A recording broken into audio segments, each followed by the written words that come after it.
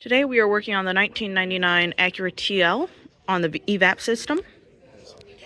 Over here, this is our EVAP purge valve. As you can see, it goes and connects to the throttle body for the vacuum.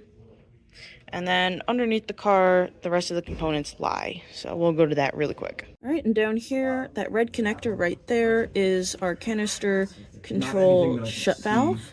As you can see right there, there is fuel line, and yeah, kind of trying to get a better angle of it.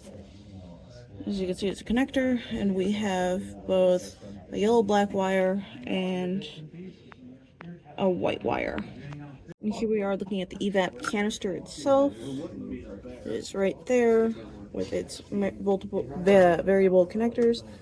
That is, the red connector is the canister control shut-off valve sensor. I think it's this connector. And then It'll literally no, it's not gonna be that one. Like a cap. A green cap. Other connectors are right there. I believe that is the little connector right there, the black one. That is our EVAP solenoid bypass valve. And there is a gray connector. Let's see if I can get it.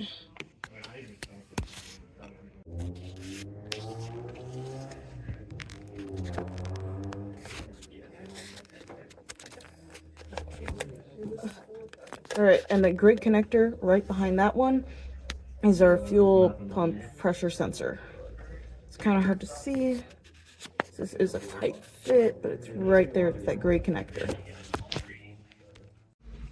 Here we have the wiring diagram for the EVAP system. We can see here is our purge valve, and this is going to be our power wire. This is going to be our ground, and we're going to go to the purge valve, and we're going to hook it up to the battery, and we're going to manually turn it on and off.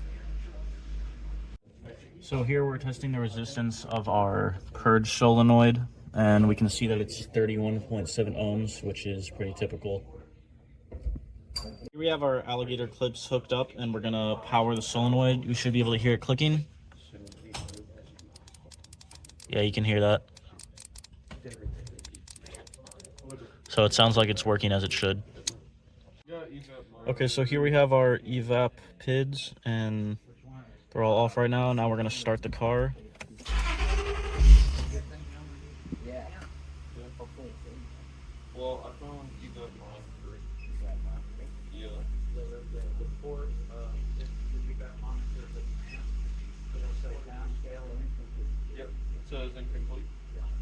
Pause it.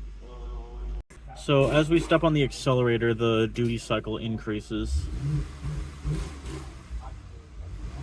You can see it spike up.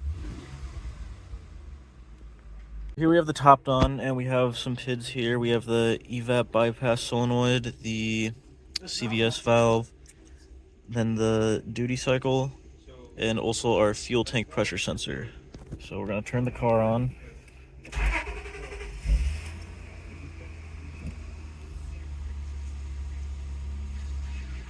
See the bypass turned on. And after maybe 15 seconds or so, we can see that it turned back off.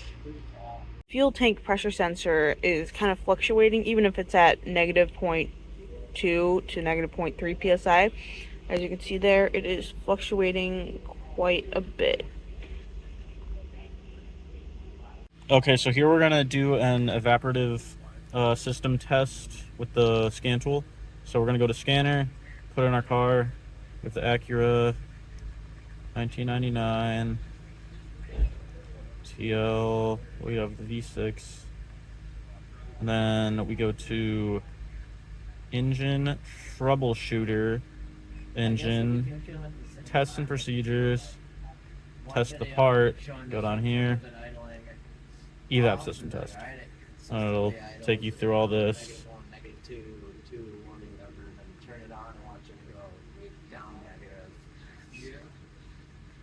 Well, we just gotta be quick, I guess, because Okay, wait, that's not the. So we are currently doing EVAP tests right now. This is the 5th one.